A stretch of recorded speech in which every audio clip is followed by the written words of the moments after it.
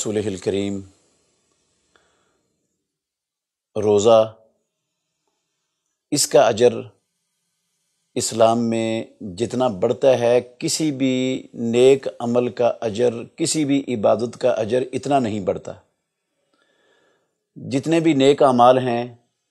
ان سب کا اجر 10 گنا سے لے کر 700 گنا تک بڑھتا ہے، مگر روزہ، اس کا اجر اللہ رب العالمین بے حد و حساب بڑھاتا ہے۔ صحیح بخاری میں اور صحیح مسلم شریف میں رسول اللہ صلی اللہ علیہ وسلم کی ایک عظیم حدیث ہے اس حوالے سے۔ آپ صلی اللہ علیہ وسلم نے فرمایا، اللہ نے فرمایا ہے، الصوم لی وانا اجزی بہی۔ ابو ہریرہ کہتے ہیں رسول اللہ صلی اللہ علیہ وسلم نے فرمایا، اللہ رب العالمین فرماتے ہیں، اس کو حدیث قدسی کہتے ہیں، کہ تمام آدم کے بیٹے کے اعمال اس کے لیے ہیں، صرف روزہ وہ میرے لیے ہے اور میں ہی اس کے روزے کی جزا دوں گا۔ بخاری کی ایک روایت میں یہ لفظ ہیں، آپ صلی اللہ علیہ وسلم نے فرمایا کہ اللہ کہتے ہیں، یترکو طعامہ و شرابہ و شہوتہ لاجلی، بندہ اپنا کھانا، اپنا پینا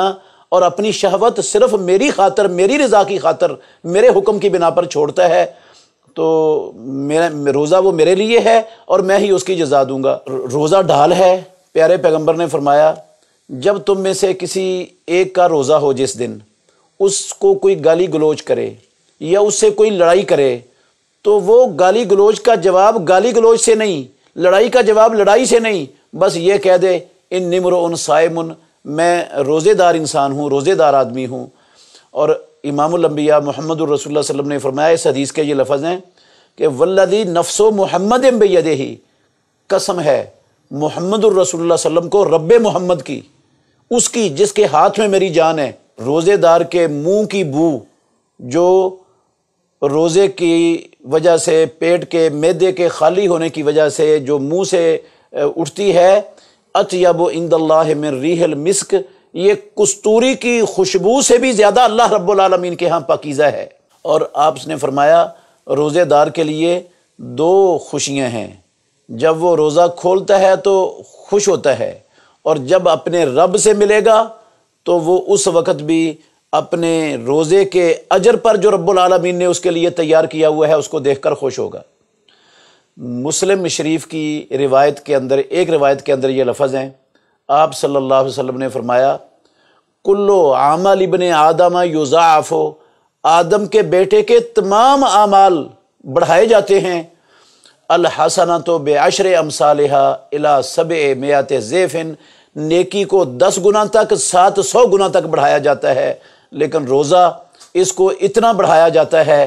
کہ جس کا کوئی حد و حساب ہی نہیں ہے۔ اس حدیث کے اندر ایک بات تو یہ ثابت ہو گئی کہ روزے جیسا کوئی بھی نیک عمل، اس کا اجر اتنا نہیں بڑھتا جتنا اللہ رب العالمین کے ہاں روزے کا بڑھتا ہے۔ دوسری بات یہ بھی ثابت ہوئی کہ روزے دار کے منہ سے، چونکہ وہ اللہ کے حکم کی وجہ سے اس کا معدہ خالی ہے، اس نے کھانا پینا چھوڑا ہوا ہے، تو اس کے منہ سے جو بو اٹھ رہی ہے رب العالمین کو وہ اتنی پیاری ہے، اتنی محبوب ہے اللہ کے ہاں، کہ کستوری کی خوشبو سے بھی اللہ کو زیادہ پسند ہے وہ اس کے منہ کی خوشبو۔ اور پھر روزے دار کو دنیا میں بھی خوشی نصیب ہوتی ہے اور آخرت میں بھی حقیقی خوشی روزے دار کو ہی نصیب ہوگی۔ یہ ساری باتیں پیارے پیغمبر محمد الرسول اللہ صلی اللہ علیہ وسلم کے اس فرمان سے معلوم ہوتی ہیں، اور یہ بھی معلوم ہوتا ہے کہ جتنا اخلاص